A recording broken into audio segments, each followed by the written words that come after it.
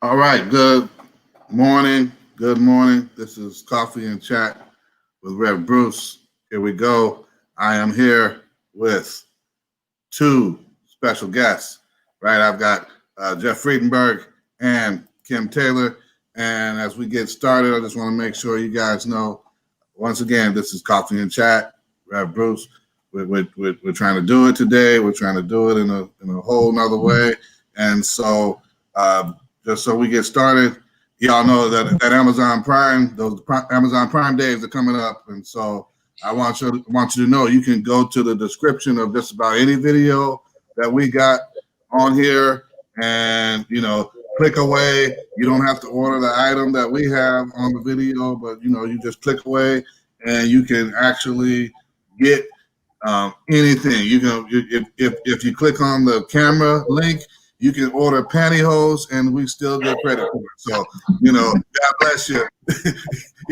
like the man on the corner with the cardboard sign says, anything helps. So, get on there when you get them Prime days and come on and shop with us. It's all good. And so, listen, y'all, I want to get this thing started and started off, all right? And I want to just be sure that we are talking about the right thing. I want to talk about distance learning today. Distance learning. Can we talk about distance learning today? Y'all ready for that? Here we go. So, here we go. Y'all ready? Yes. Let's go. What I'm getting is we got a lot of different information coming out here about, COVID and the impact on schools and everything. And so for you, right, this is just for you in your position, right? How would you summarize this pandemic and how it's impacted K through 12 education so far? Go ahead, start, Kim. Well, good morning. This COVID has hit us in ways that I don't even think we were ready for or prepared for. But my experience and what I've heard from different parents of how COVID has impacted us, it really has tested our adaptation capabilities. As educators, as parents, as community, we had to adjust and shift quickly in order to serve the students and the parents as best as possible. Young people have really had to learn to do a full-on, I call it adult learning, because when you're an adult, that's when we started learning, doing virtual classes online, National University, they've been doing it forever.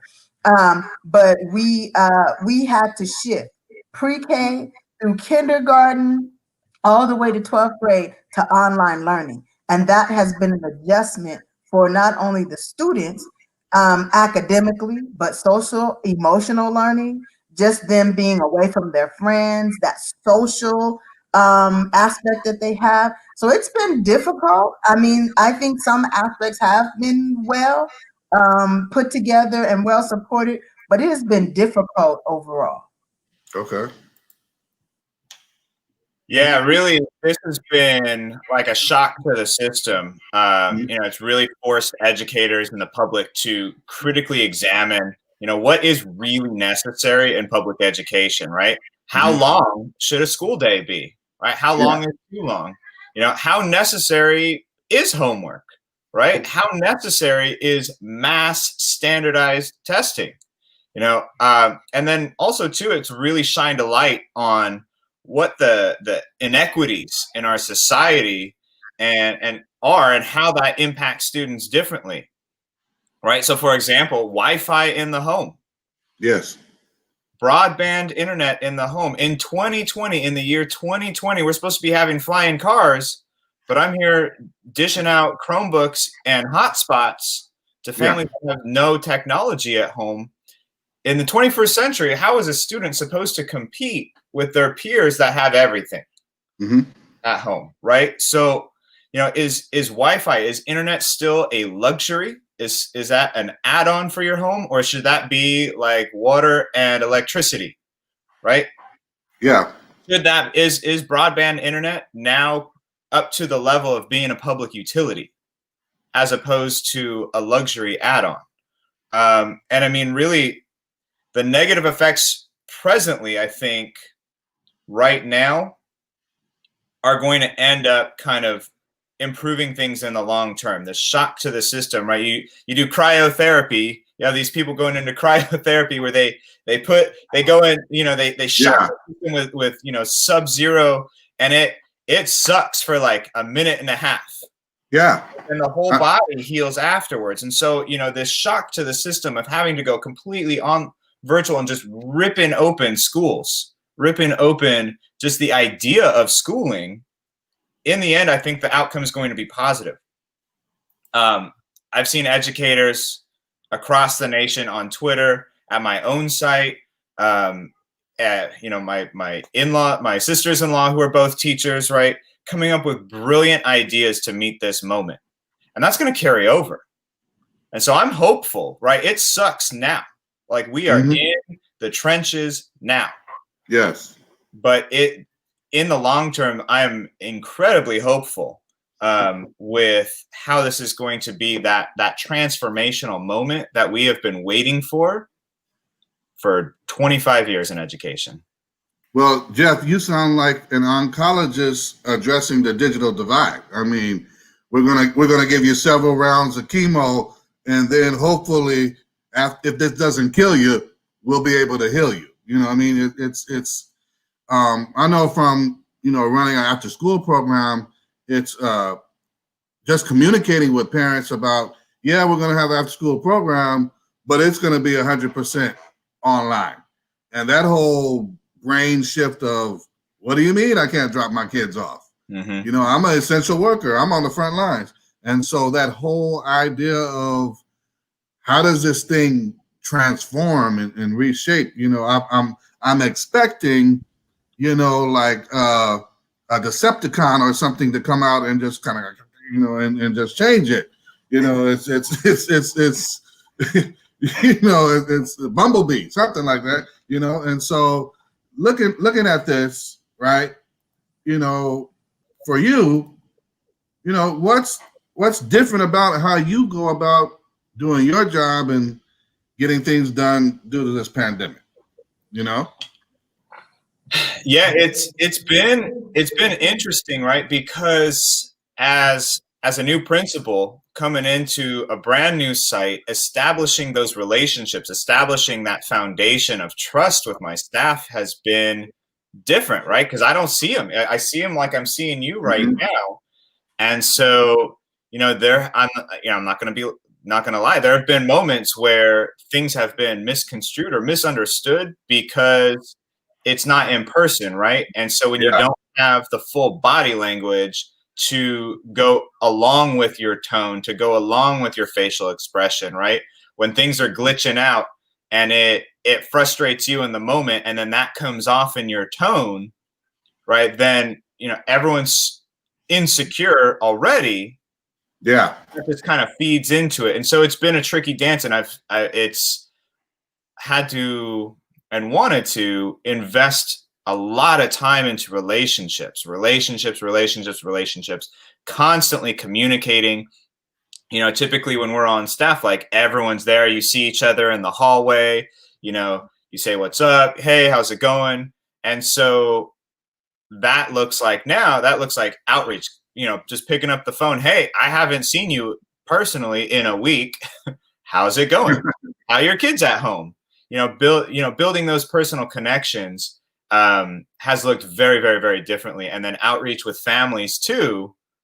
Here I am, I'm not standing out there in front of the school every morning waving hi to parents as they're dropping off their kids. They're like, who is this guy? Okay, so the name changed next to the word principal on the website, but who is this guy, right? And so it's really, again, with that outreach and the building of relationships is looked, sound, and felt very different in these first 6 weeks. Yeah, Jeff, you made a good point about building relationships because that is the key. And I have a joke. I'm building virtual relationships right now because I don't see them. I don't, I can't, I'm used to seeing people in the natural sense, and now I don't see you. So calling and checking in on people, I make it a point. I have a list of educators from around the nation that I text, call, to check in on them to see how they are doing because they are not only struggling, but our parents had to adjust. And our parents had to become, that assistant teacher. Because, we can give all of the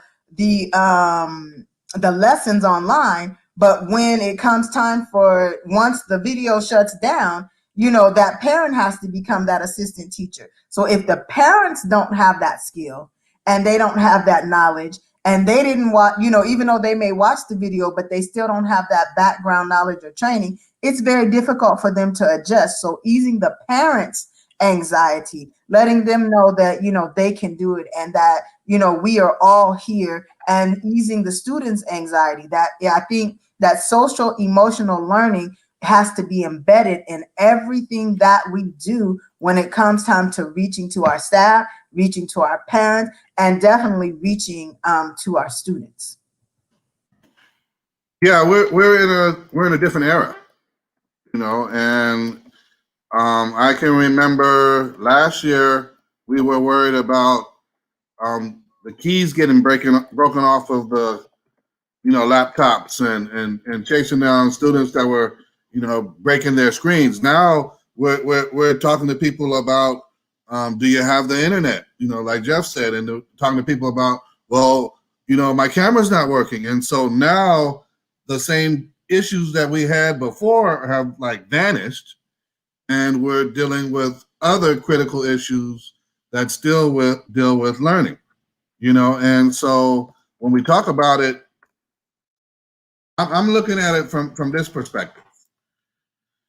This new trend, what has this time online taught us about the adaptability of our current teachers? Teachers are super teachers. They're amazing in this whole process. They took what they knew and they adapted it to what they could do. And I have watched teachers create Bitmoji classrooms that are amazing, interactive classrooms. They have been creative in how they're reaching out from their Google videos to their Zoom meetings, how they connect with the parents and how they connect with students. There's a kindergarten teacher and she does all this different, I call it, the touchy-feely stuff because she's a kindergarten teacher, but she does the singing, but she invites the parents to come into that and teach the parents the songs, and she sings and then she videotapes it so the parents can play it, for their students later. So our teachers have been amazingly amazing in this. They deserve, I always say, if I could give them a raise, I would give them a raise. They deserve that award, the Golden Globe Award, the Oscar. In this day and time, they deserve just do like the church and just say, let's give them a hand praise. Yeah, go ahead and do it like that. But I mean, we weren't talking about Bitmoji 6 months ago.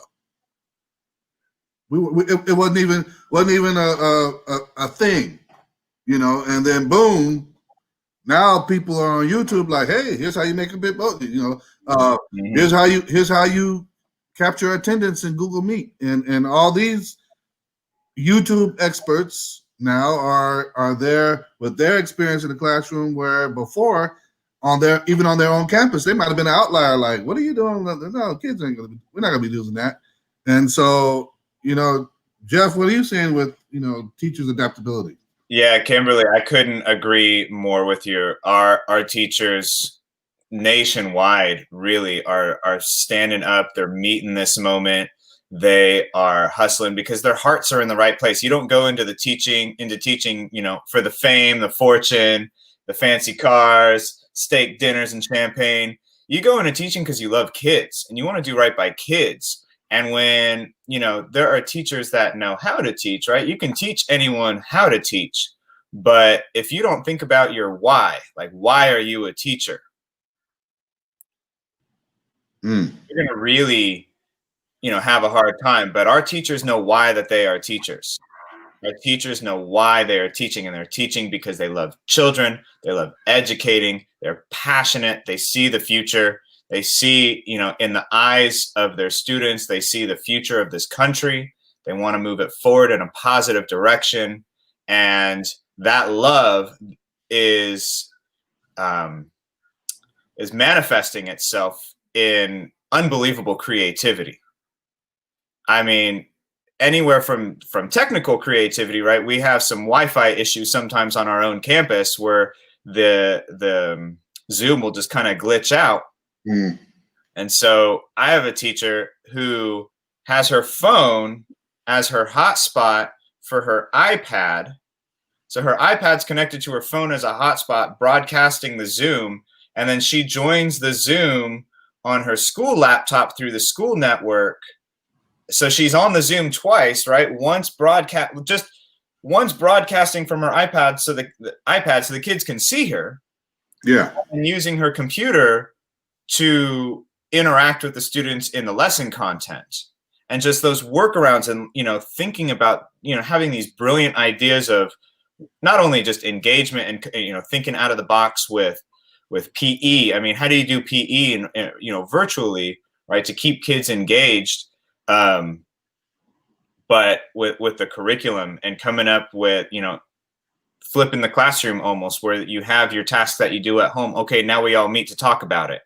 Instead of here, I'm going to sit here and tell you boom, boom, boom, boom, boom. And you're going to sit here and copy notes. That's not going to work. Yeah. And that just goes into part of it. Like the idea of, roaming the classroom and managing by walking around is done. And so, now I've had to learn, like, well, if I hit that minus sign, I get to remove this person from my group. And if I control the chat but over control it, now I've limited the input of the students, right, to simply being vocal, because now I told them to log on and mute, but now I'm going to control the chat. It's what are we doing? So classroom management is a different structure now. Right. Well, because it's that tricky balance, because these kids haven't seen each other. They haven't seen their friends in 8 months. So when they're online and they see, they see Bruce over there, like, oh, they don't want to, immediately their brain's like, hey, I want to talk to Bruce. I want to see how he's doing. Not, all right, I need to learn long division right now. And so really, working with teachers to allow for a space for, for being social with your peers, because this might be the only, peer connection that some of these kids get every day. And so kind of baking that into the time online, that time is super valuable, but there is a value in feeling socially connected. And so, and it goes back to that social emotional that Kim talked about, and where are we? Because here we go, man. I'm just gonna say it. Break it down. When we were in person, there were a group or percentages of students on just about every campus where you had to work with participation and engagement. And they were, the kid that might have been flipping the hoodie over their head and slumped down and, are they here with me or not? Now we're trying to chase that down with the screen time. Well, turn your camera on. Turn your camera on. All right, Bruce, are you there? Turn your camera on. It's like, what's the expectation, or how are we dealing with that issue in distance learning with the same population that when you had them for 6 to 8 hours in person, you weren't getting anything out of them? And how's that translate? Well, what's funny is you have the wallflowers in person blowing up the chat online. Yes. Right? But then on the flip side, we have to allow for some grace for the kids who have their screen off. So I was in an IEP the other day where the teacher is like, so-and-so, she never has her camera on. She never has her camera on. I don't know if she's paying attention, da, da, da, da, da, da, da. And the mom's like, well, that's because you wouldn't be able to see her anyways with the camera on. We're like, what are you talking about? She goes, well, the only quiet place in the house is in my closet. She has 5 younger brothers and sisters who are all over her. She has twin 2-year-old brothers that when she's on the Zoom, these 2-year-olds literally climbing over her and distracting her. And so the only quiet place that she's found in her apartment is she opens up the sliding door of the closet, moves mom's clothes off to the side, slumps down, closes the closet so no one can find her. And it's pitch dark in there. I mean, the screen is illuminated. She can see it. And she's participating in the chat. You just can't see her face. And she's there. She's on it. Yeah. But, taking a step back, too, and realizing, home lives are different. Come on. Right? Come on. Here's a trick, though. One of the things that, that we haven't found, this was actually told to me, is that a lot of the kids that don't like to have their camera on is because they don't like looking at their own face. They're insecure about their own appearance. And so in Zoom, there is an option, I think in Google Hangouts too, to turn the self camera off.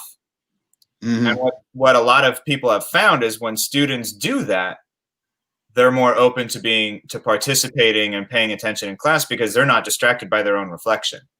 Yeah. Fascinating. I mean, the self-image of it, I mean, I'm not going to lie. I've seen myself on a couple of, I've tried to blur it and some other stuff. It doesn't make me look any thinner. It's the bags under my eyes don't disappear. And it's like, well, man, brother, you need to get out there after this meeting. You need to get out there and run or something, because this is like, what? And then if you've got a newer computer, right, just like a new TV, you start seeing everything. And I'm like, man, do I need to get that mole checked out from the doctor? So I'm starting to get distracted in the meeting. I'm not paying attention to what the huddle question is and all this other stuff, because I'm like, man, is that right? So oh man, I should have shaved this morning before I came on camera.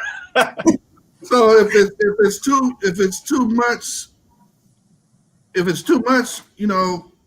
with the self, right? And you start talking about some 10, 12-year-olds that have been looking at airbrushed images of Beyonce and other individuals, in all these other places, and they don't have, a Kylie Jenner look. Yeah, I'm gonna shut it down. You're just gonna get my name in a black screen. So I'm that part of participation challenge is wild, And Kim, what have you noticed with the virtual learning, the participation? I mean, it's the same. Jeff hit it on the nose. I had a student tell me she doesn't like to see herself, in the camera. So that is why she doesn't put her camera on. So, I'm just like, well, why? I mean, you look at yourself every day in the mirror or whatever, and it didn't dawn on me. But you still have those students that some feel more comfortable one-on-one. Just, they'll turn on their camera if it's like you and them. But then you have others that they will never turn their camera on, but they will blow up that chat, give you their opinion from A to Z, and they're participating. So it has to be, it's that same thought pattern when we were in the actual classroom of how do you engage all of your students in the classroom. You have to look at it as, now this is how it is, or this is how it's moving forward. Like, how do I engage that student more? Okay, well, I'm going to post more questions in the chat and let that student have take it away. Or those that are present, I'm going to be able to, do this type of activity with those with the cameras on. But I think the percentages are fluctuating back and forth as we move forward in this virtual learning, because the little ones, I will say, the younger ones, they had to get seeing their face and realizing, oh, that's such and such, that's such and such, that's such and such, and the teachers having to allow that introduction time of saying hi, how are you doing, having those private moments, those social moments embedded into the classroom is real crucial to give them that social aspect as if they were really in a classroom. I know one teacher, she does some type of educational video game, and she has her kids after they do the plan or whatever. She has those kids go in and they all play a video game together, and they're all able to chat together. That's like their downtime, and it has been real popular with her kids. So you have to be creative. Yeah, and think about it. So we're starting to get students engaged online, but what have the parents communicated with you? What struggles have you seen parents sharing about learning from home with their child? Ooh, where should we start? The main the main thing is balancing the schedules. Because you do have some parents that are working from home, so they have to balance their work schedules with the students' work schedules, and being able to have that, I say, the perfect balance has been very crucial for families that have like 5 children or more than one child. I know in my mom, she's very organized because she's an educator. So with my nephews, when you walk into the house now, her whole living room has turned into the classroom. And there's a chart there, this is what happens at 8 o'clock. This is what happens at 10 o'clock. This is when you take your lunch, and it's a ongoing, and she has her schedule and their schedule up there. And so everybody knows what happens. I've had parents mainly, they don't know how to work the actual the platforms. That is a huge, getting parents in the know of learning how to work all of the platforms that are out there. So hosting classes, and then not only that, I'm sure the districts are hosting the classes, but can we get the parents to tap into it and spend that time learning it, so that they are able to say, hold on. I just need to say something on that right there. Hello. Can we understand that if they can't, come on now, if they can't work the thing, you got to walk them through getting onto your online class and say, well, we offered the class. I don't understand why the parents just don't hop on and get because we're still trying to get them to understand the platform. Hello, somebody. Come on, yeah, go ahead. no, that's true, and that's key. And there's been times where you got to get on the phone and step by step by step, and that takes time. That takes time. So parents have really been expressing, that aspect of not knowing. They don't have the knowledge of. Only thing they know how to do Instagram, Twitter, Facebook, all of that. But to actually get on an actual platform and walk it through and know how to add the assignments, know how to, listen to it. It's been very difficult for some parents. And I'm going to say the elderly parents, the grandparents that are raising their children are having even more of a struggle, because they, computers was not their thing in the beginning. They weren't raised on that. So it's a challenge. It's a very huge challenge. Yeah, absolutely. I mean, you can provide all the resources to parents that you want. You can provide all the walkthroughs that you want, but having them actually find the time, to do all this learning, in addition to raising their kids, taking care of the home, working, it's a lot to ask of our families, right? So that's one thing too. And one of the pushbacks that we've been getting too is, my kid's in first grade and you're expecting him to be online and sitting in front of a computer for 3 hours? You're out of your mind. My kid, we don't allow screen time in our house. My kids don't watch TV. My kids, don't have the iPad. And now you want my child to sit for 3 hours. He's 7 years old. we're a very active family, and it's like, yeah.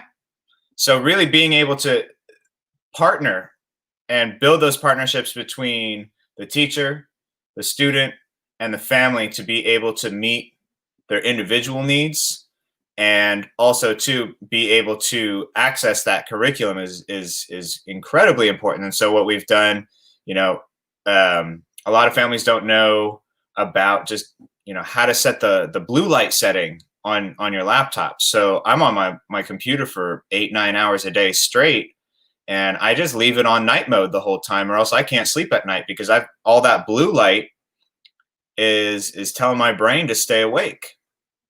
And it gives me headaches. I have to wear polarized sunglasses when I go outside, or else I get migraines. And I'm not alone in that. And so if I'm staring at a computer screen with the same light wavelength as the sun, yeah, it gives me headaches. Yeah, I got to stand every hour or so, right? And so encouraging that with the kids too, giving parents the tools to be able to manage that. 20 minutes, if you're looking at the screen for 20 minutes, they say to look at an object 20 feet away for 20 seconds to let the muscles in your eyes relax and reset and recalibrate so that those muscles don't get overworked.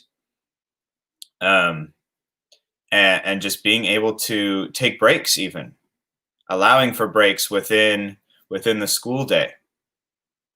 And giving kids the grace to be like, listen, if you can't sit, if you're cramping up, or you just need to get your wiggles out, just pause the camera, get up and walk around your house, walk to the bathroom, come back. Like, you don't need to ask teacher if you can go to the bathroom. Just go. We are you're not at school. We're in your home. We're in your home. I love that. I love that. The second graders, when they're like, can I go to the bathroom now? Can I go to the bathroom now? Like, dude, you're in your house. Just go. You're at home. We had one of my friends had a student that took the actual the laptop in the bathroom, so everybody heard. I was like, make sure you tell them to turn the whole camera off and the sound off, so so they don't hear you in the bathroom. Can I tell you a funny story? I was on a district-wide meeting with many upper level admin types, and a fellow principal was on the meeting on her phone, muted the camera, did not mute the mic, and used the restroom, and everyone heard.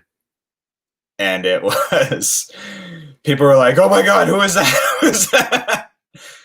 It was like, whoo. But then, a friend of mine, a principal down the street, she had a situation where, third grade girls at home, and different families have different norms in, when it comes to walking around the house. And dad came out of the shower, walked right behind her, and everyone saw everything. And, it was like, whoa, like, that's where we're at right now. Well, this is the thing. This is the thing, and we know it from those schools that do those home visits, right? We typically prepare people like, what's a good time to come over and do that? We folks are prepped, and so the dog's in the yard, the backyard, and everything else is put away and all that other stuff. But when you're basically invading the home via the screen, it's gonna come across those norms. I don't care how many times you say, look, these are the protocols for when you're online. Come on, mute your mic. Turn your camera on and join the meeting. And then, but you don't know. The uncle, I got a student with the uncle and the pit bull, and the little girl is wrestling with the pit bull, and I'm like, what are we doing? Like, but that's home for them. And so when you say take a break, I'm going to play with the dog. And so you didn't say take a break and turn the camera off. So that's on me. Yeah. You know what I mean? And so it simply, it's a major change. It's a whole new world. And adjustment. And we're in this whole plethora of something different. And a lot of the rules are changing, day by day. But then for YouTube, where do you see the most positive outcomes with distance learning and virtual education that could come out of this? Where do you see the most positives?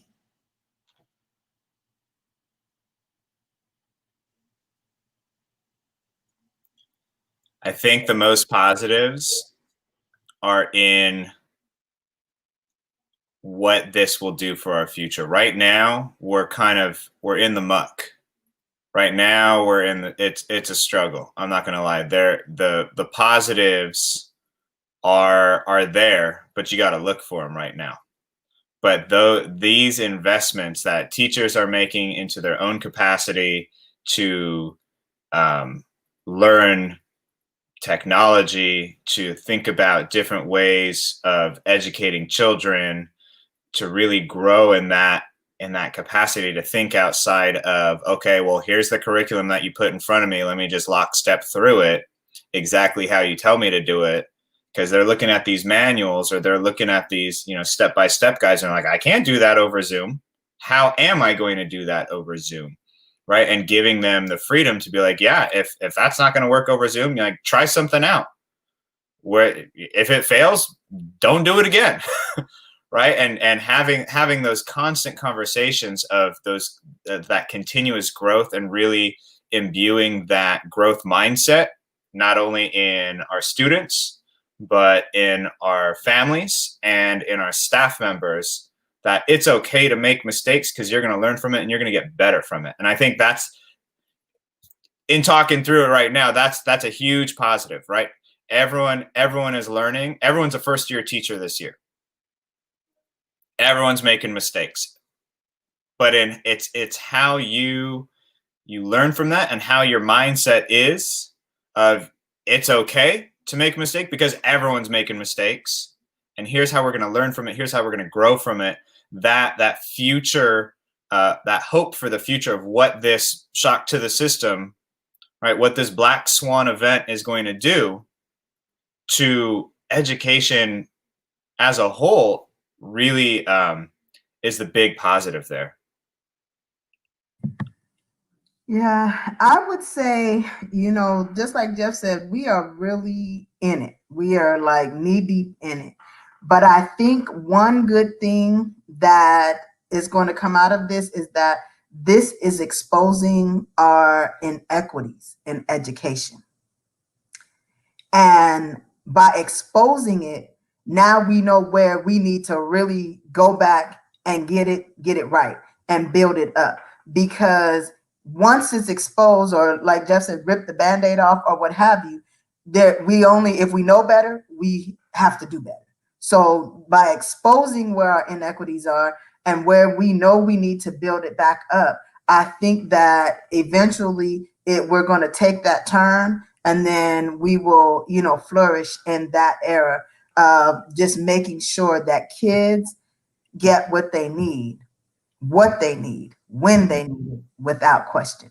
Absolutely. Yeah. I mean, you hit the nail right on the head. Like, now that we know better, we got to do better. That's the quote. That's the quote of the day.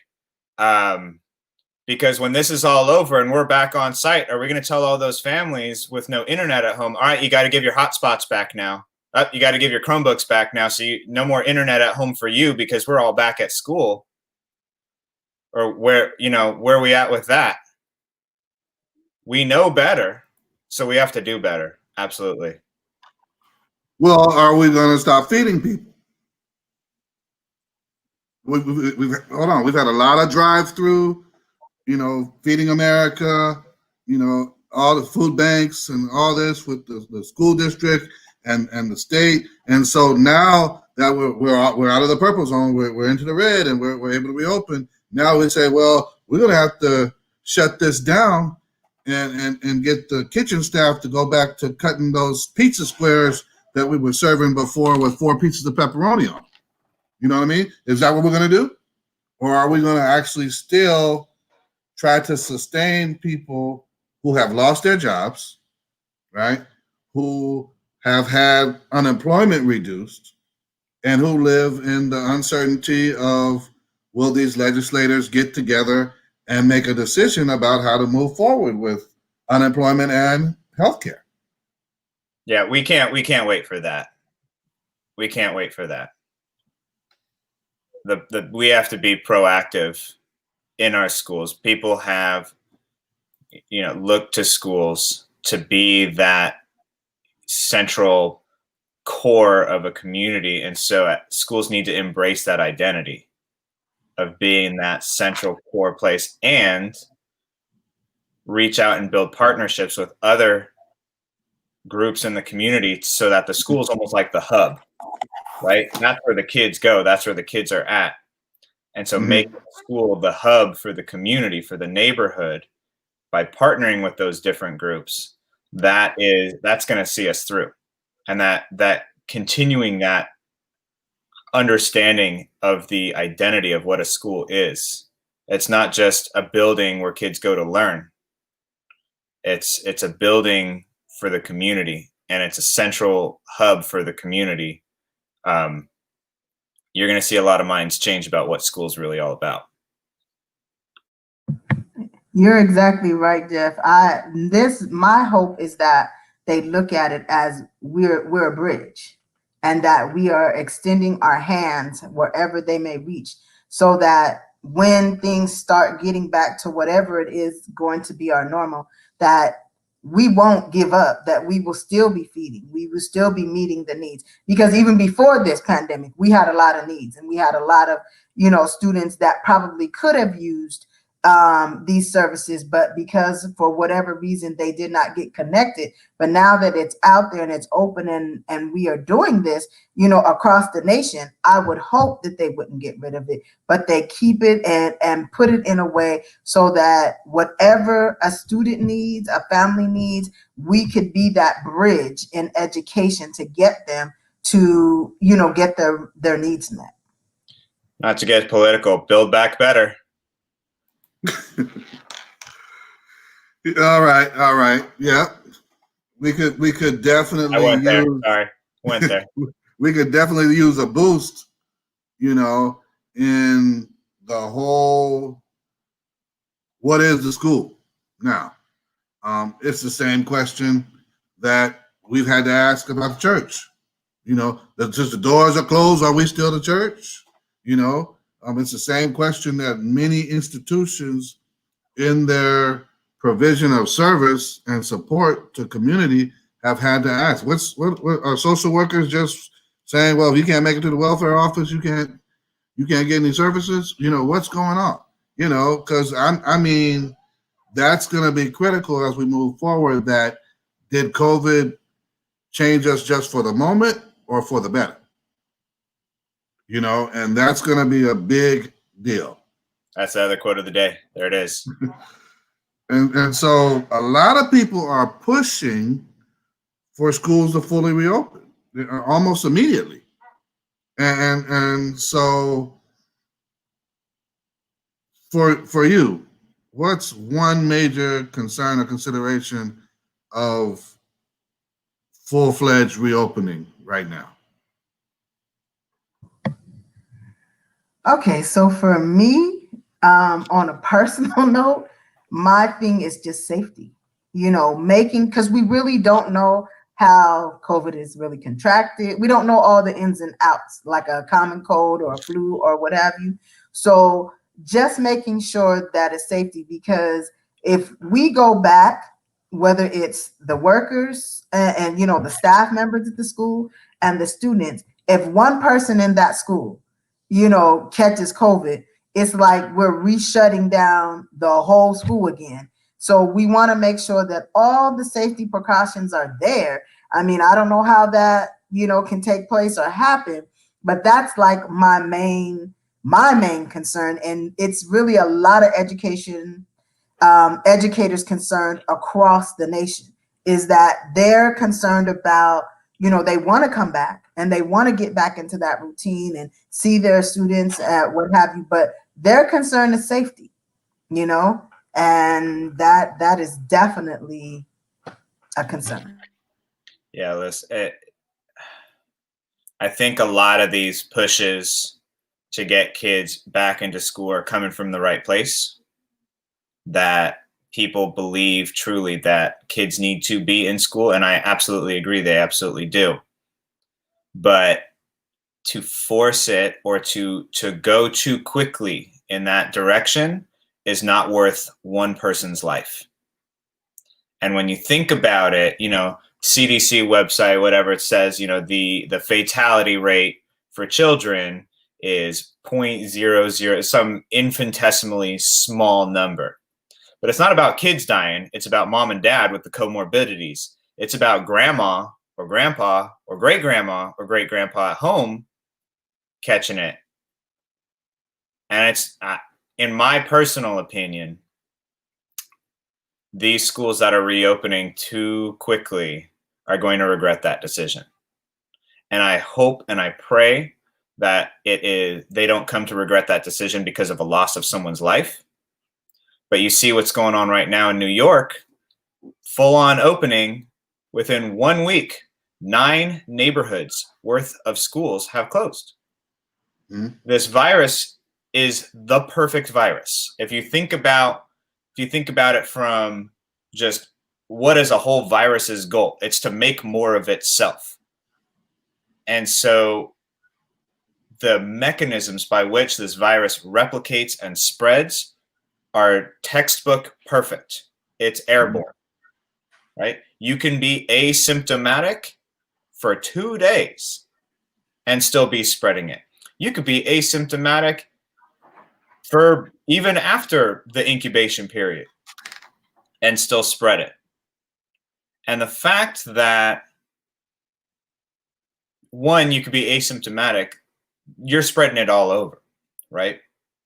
So this is the once in a century virus that, a good visual that was given to me was, remember back in the day in restaurants, they had the smoking section and the non-smoking section.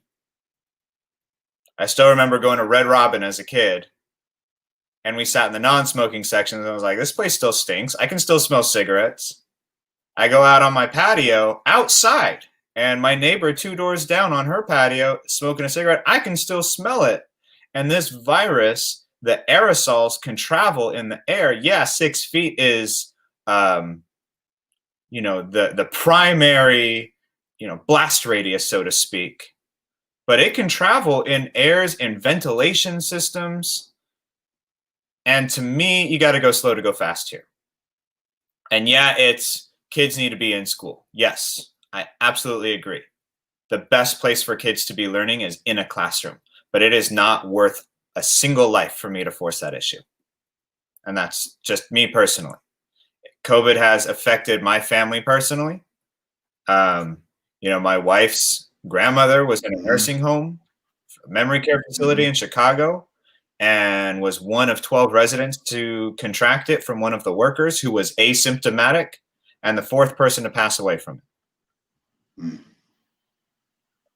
And, her kids could not be at her bedside as she passed. And to me, getting kids back in school is not worth one life like that, losing a single life like that. And so we have to go slow to go fast, as a wise man once said. Mm-hmm. Right? And really think about not just the safety of the children, but everyone else the children come in contact with. I had an argument with a friend of mine the other day. I said, listen, kids are gross. Have you ever been around an elementary school child? And she goes, well, my kids aren't gross. And I was like, then you need to spend more time with your kids. Because, yes. I joke with my wife, like I have a almost 5-year-old son. When he sneezes, it's like, yeah, sometimes he'll do the vampire, but other times it's like an Olympic event. I call it the snot put, right? He's trying to fire it as far away from his body as possible. Like there's the competition. Yeah. But you can't tell me a kid's going to wear a mask the whole time. You've seen kids use the drinking fountain. Well, adults don't use them right. I mean, come on. You see these people doing press conferences, the mask is sitting on the bottom of their chair, covering the Adam's apple and nothing else. I mean, come on. we don't even get it right. And so we're talking about face covering, we're talking about masks, that they work only as good as they're utilized. Listen, man, we're at war. And in war, you have to make sacrifices. You can't have your cake and eat it too. And, you know, rather than, I'm going to get political again here, rather than using this virus as a wedge issue where you're either, a masker or an anti-masker or, what have you, in World War II, when we were fighting the Nazis and the Japanese, everyone came together and understood as a nation, we got to buckle down. We got to sacrifice for the greater good. Yeah. Rationing. And the longer it takes before we can rally together and make that shared sacrifice, the statistics say if everyone wore a mask, we would save 100,000 lives. And until, the school's going to be out as long as the longer we delay that shared sacrifice as a nation, as a world even, the longer this virus is going to be out there. Everyone's got to do something. Yeah, my concern is on the flip, because you got people with pre-existing conditions, people with asthma, people with, other conditions that don't have them at full strength, but they're still pushing through as a teacher or a school staff member, who say, no, I'm not ready to come back. And so you might have schools planning to service 300 kids, but if you don't have enough teaching staff, how are you going to pull it off? So it does come back to that rallying together, as you said, Jeff, but also on a micro level, are your teachers and staff part of your reopening plan, not just in the facts and figures, but are they part of that plan? Because if they're not on board, you've got to adjust how many students you can accommodate coming back on campus. That's a factor that I don't hear a lot of people coaching on or training on or talking about. It's like, okay, this is how you complete the form for the county health department, and this is how you do this, and for the state. But I don't hear a lot of people talking about is everybody ready? You know what I mean? And it's becoming a major labor issue. And yeah, I mean, my uncle up in Los Angeles, one of the lead bargainers for UTLA, one of the largest teaching unions in the nation. Teachers are like, heck no, I'm not going back yet. You can give me a mask. You can put up as many plexiglass shields as you want. You can limit the number. All it takes is one. And, some teachers may be willing to take that risk and assume that risk, but you cannot denigrate a teacher who is not ready yet, right? Because we don't know enough yet. And that leads you to, when teachers say no, they don't want to come back because of that, is that going to put them in a position of losing their job? So I know that that's a labor issue, a union, all of that. And, teachers are scared. So. They're scared to. Well, it's a personnel issue, right? And depending on how, hey, people may not have read those DocuSigns and PDFs before, but when it comes back to reopening, somebody on that staff is coming through, and saying, hey, where are we locked into? And some districts have to provide accommodations for staff members that have a health issue that, you were made aware of, and depending on how those contracts are negotiated with the union and depending on the stance the union takes. So going beyond all that, You know what I mean? And the negativity that may be around it, the whatever might be standing in the way of us opening the doors again, in your final remarks, looking at this, current educational setting and environment, right? If I were one of your students who is just totally over it, like, look, man, I've been on the screen for the last month and a half, and I'm just done with the virtual classrooms and the changes and all this other stuff. How would you encourage me?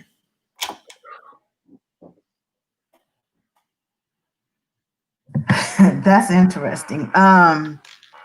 Well, first thing I would do probably a lot of one-on-one with that student, of seeing where they would actually need the support, like what is the most frustrating part about this, and getting to know and build that relationship with that student, and then try to bring them back into the fold, because sometimes it's a little fix, but sometimes it's greater because our students are working. The high school students, I have several high school students that I work with, that they're actually holding down a job to help out in their family. So they can't be on, when it's time for the whole virtual one-on-one.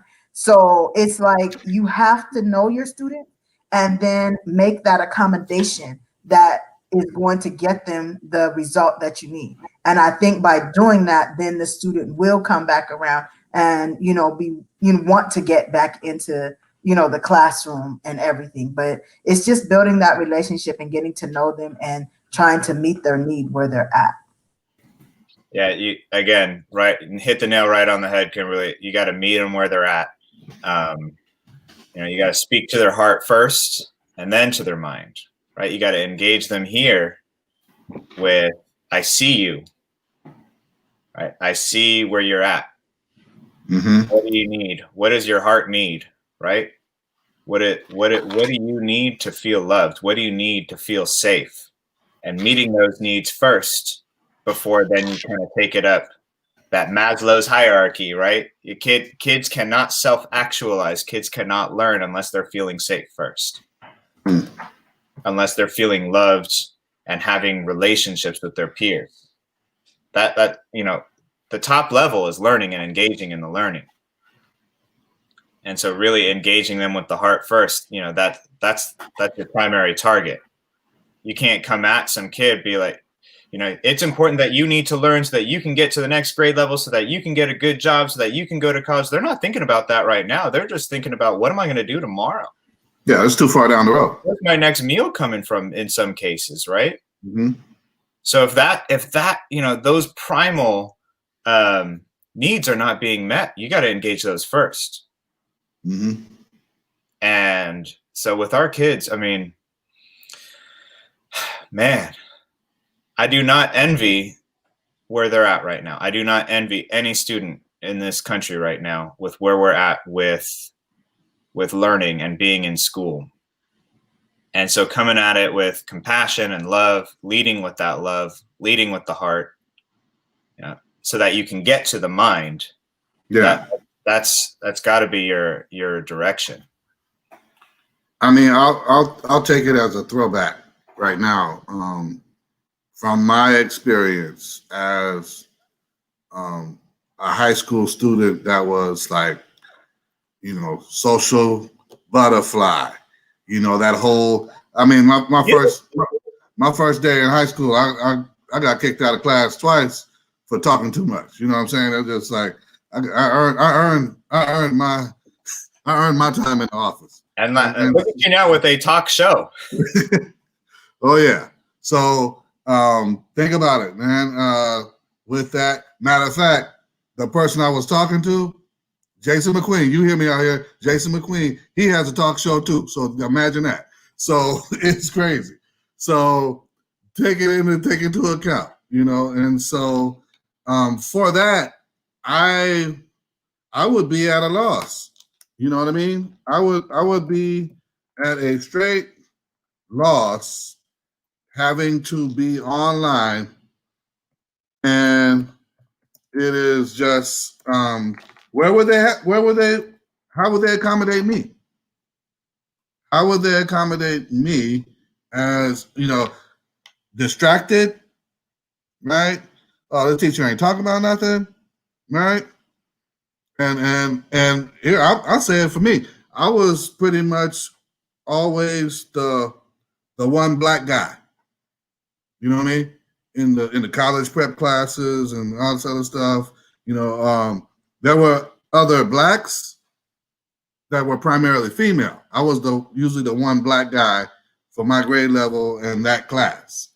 It was like, well, what's up? And we were all spread out, but I mean, like, come on. And so if I'm looking at the screen and all I see is Lily White, you might not get my attention. Like, it might be different if we're in a physical environment as opposed to just online and say, well, they ain't talking to me.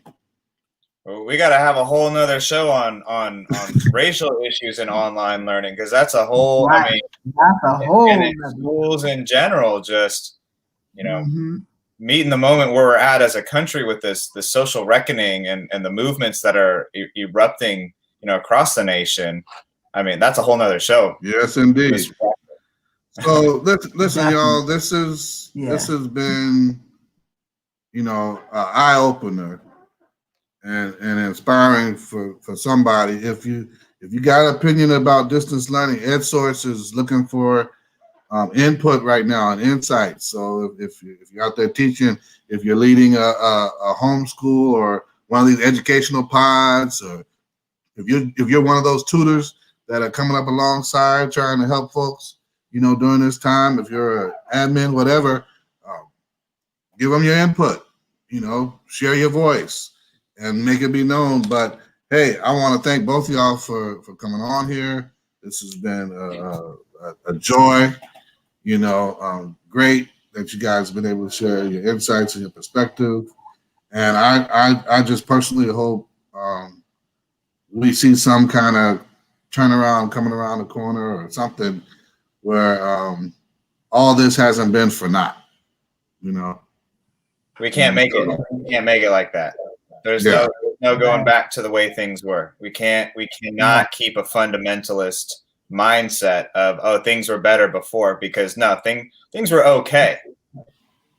Yeah. How do we get better? How do we take this moment? So listen, this has been Coffee and Chat with Rev Bruce. Y'all be good to yourself, love yourself, treat yourself right. And for all the mamas and daddies that are out there helping with that distance learning, take it easy on yourself. Yes, please. Easy on yourself. Got to do that. We're not worthy. When you wanna lose it, go and take a stretch, take a lap around the house or something, but don't kick the dog and don't slam the Chromebook. All right. Thank you so much. Thank you, Bruce. It's been fun. Good to see you again. It's a pleasure to meet you. Yes, it's been a pleasure to meet you too, Jeff. Have a good day. All right. Bye-bye. Yeah.